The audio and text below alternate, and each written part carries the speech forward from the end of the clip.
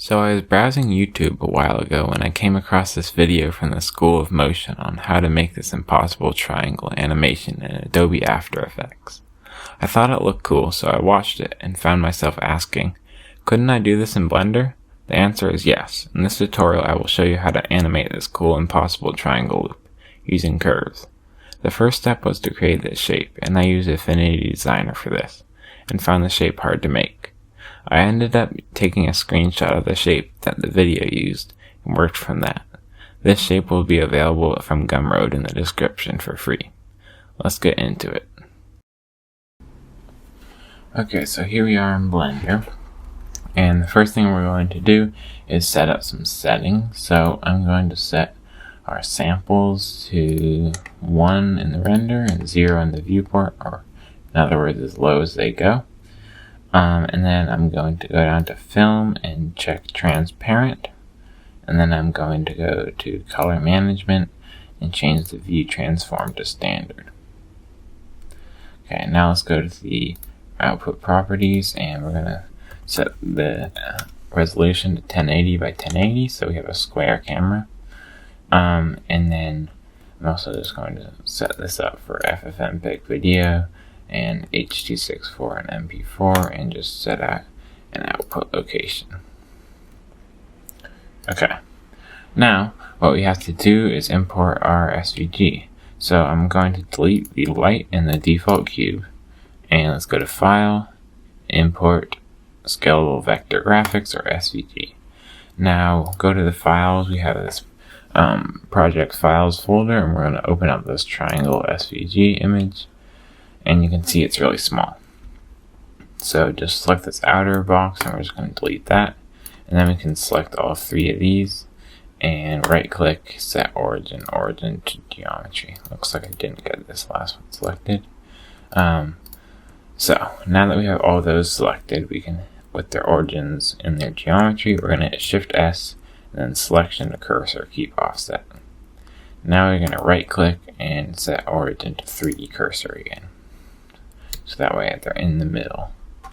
Okay, scale this up to fit the grid roughly, and we are going to now do some shading, because right now what we have are some we have our colors correct, but we have them if we go into viewport shading, you'll see that well, we can't see because we don't have a light anymore, but we have some reflectivity going on here, and we just want flat colors. So to deal with that, we're going to go to this material tab, and for each of these, what we're going to do is we're going to go through and we're going to set this base color, and we're going to put it into an RGB node. But to do this, we're going to have to use nodes. But the problem with this is that it gets rid of our color data. We don't want that.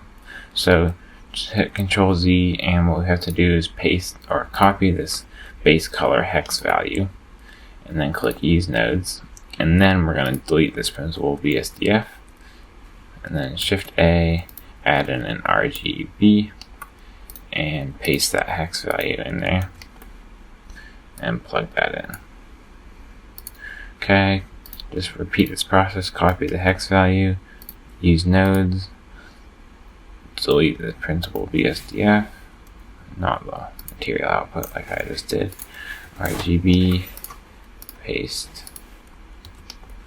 and plug that into the surface. Last one, use nodes, delete the, oops, I forgot to copy, sorry, and copy the hex, use nodes, delete RGB, color into the surface, and paste. Okay, thank goodness that's done. Now we're going to go back to layout, and we are going to start animating. So I'm actually just going to delete these other 2 curves, so X and then delete, and we're just going to animate on this one. And we're going to be using shape keys. So if we can find shape keys under object data properties, it's this tab here. And what shape keys do is they allow you to morph between 2 meshes pretty much. So this is going to be our base mesh. Click plus, and we have a mesh called basis. And if we go into edit mode, you can see that this is our curves. This is how curve editing in Blender looks. It works just like in any vector software, so you can rotate, you can move these handles around, and you can do all kinds of that. You can see it's not the best UI, like I don't like how it looks that much, but oh well. So what we are going to do is move these outer points in towards the inner ones so that it's a perfect line and we don't have any purple showing anymore. And that part's fairly easy to do, but what we have to do first is line these up so that we have enough control points on both sides for everything.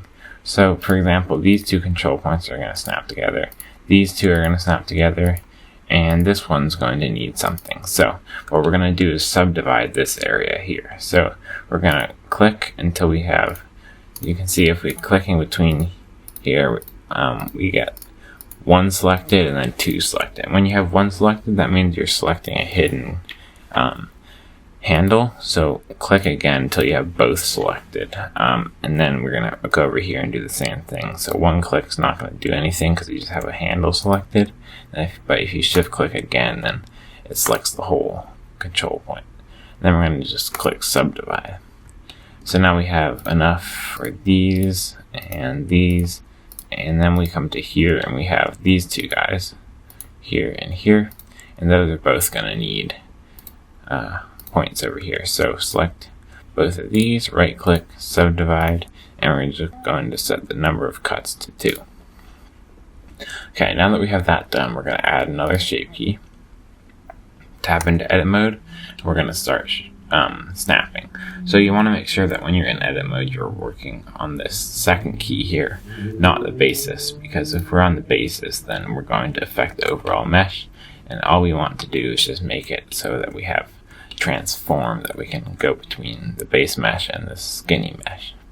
So what we're going to do is click this magnet to turn on snapping, and we're going to turn snapping to vertex, and then we're going to select these handles. So first we'll start with this handle, and if we move close enough to this other handle, it'll snap perfectly, which is great. Now let's keep doing this. Select this whole control point, we're just going to move it here and it'll snap, and then these handles, we want to snap them to the inner handles so they're perfectly aligned. The other thing that we can do is, for example, if this one doesn't have 2 handles, but when we move this in, you can see that everything's overlapping. So what I like to do is just rotate these, and then we can snap these together still, and it's just easier to see the handles. And then for something that doesn't have 2 handles, you just snap it into this middle handle or middle point, and that works great. Okay, keep doing this, rotating if you need to so that we can see the handles, and just keep doing this. It doesn't take that long, just a little bit tedious.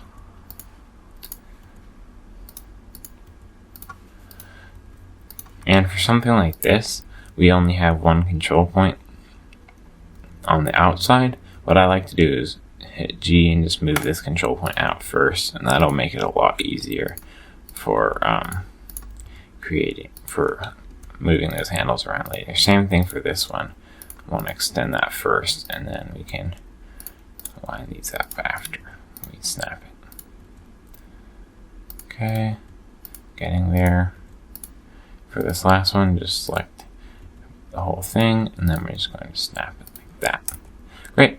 Tap it at edit mode, and you might be surprised that it's undone all our work, but all we have to do to show this is turn our value up to 1. And you can see we have this animation now that goes between our basis mesh, which still looks like this, and our key 1 mesh. You can see the difference here. Okay, so go to key 1, and we're going to do some animation. So on frame 1, we're going to click this little button, and that will give us a keyframe. You can see there we have a keyframe. Go to frame 15, go to value of 1 here, make another keyframe. Now this is what our animation looks like. Okay, the other thing I'm going to do is just set the frames per second to 30, just to give us a little bit more smoothness. Okay, now it's time to duplicate this. So we're going to hit Shift D, and then R, and then Z, and then 120.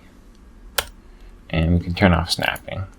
And you can see what it's done is because we have this origin at the middle, it's rotated and it nests precisely in with that other one. And then all we have to do is hit Shift R and it'll repeat that last operation, which was duplicating and rotating. Okay, so now we just have to change these colors here. So change this one to tan and that one to red. Okay, now let's just select all these and hit Shift D and Z, bring that down, and we're going to hit RZ120. That'll rotate at 120 degrees. And then down here in the keyframes, we're going to hit G and 14. So what we've done is if we go into top view, you can see that this is what it looks like.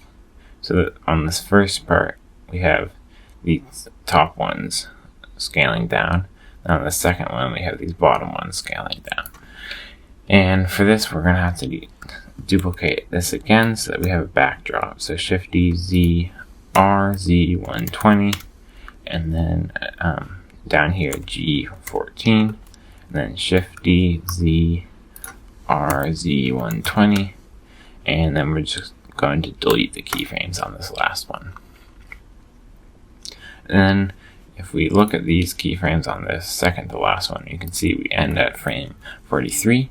So for the end frame, we're going to put end 42 so that it has a seamless loop.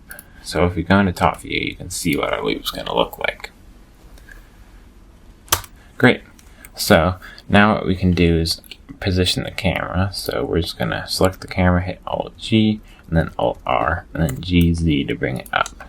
Go into camera view, and what we're going to do is change this to orthographic. And that's going to make it so there's no perspective, and it's just looking straight down, just like it would in orthographic view. So this top orthographic view, it's pretty much the exact same, except it's a camera. Okay, so let's go to just some random frame, and we're going to render it. So F12, and you can see what we have is some lines, and these lines are pretty much places that we can see through to the background, or the camera can see through to the background. And you can see that we have the background showing through here. So I've made a little node group that will decrease this look. So what we're going to do is go to the compositing workspace. We're going to check use nodes, and then in the project file that came with Blender, we're going to append a node group. So go to append, and then we have files, and we have this smooth node.blend. Double click that and then go to node tree, and then we have this smooth node tree, and then we're going to hit Shift A and add in a group and add in this smooth group. Okay, now when we Control Shift click onto this, you can see that we have a background color that we can change with this. I'm just going to leave it on white, and then we want to plug this alpha into this alpha value here. So now you can see that we have it's changed slightly, so between this, and what we can control now is this blur side, and that's pretty much just going to blur the parts a different amount. You can see as we turn it up, we'll have some blur here, but we'll also get blur to get rid of those lines. It doesn't work perfectly, but it definitely helps. So you can see if we set this to 0, and as we turn this up, it'll get rid of the intensity of those lines. I usually end up setting it to something like 2. Let's just try that. Render it, and it will composite. And you can see we still have some lines here, but as we are rendering an animation, it's not going to be that noticeable. Speaking of rendering our animation, it's that time. So Control Shift or Control F12, and it should render very fast because we have our samples so low and there's no lighting to worry about. And you can watch it composite as it goes. And yeah, this is pretty much the tutorial. So we've made this looping thing, and of course we've had some problems. For example, the transparent lines and artifacts showing. That doesn't happen in After Effects, but overall I feel like this experiment went pretty well, and that things like this can be done in Blender. I hope you found this video helpful, and if you did, please consider subscribing. Thanks for watching.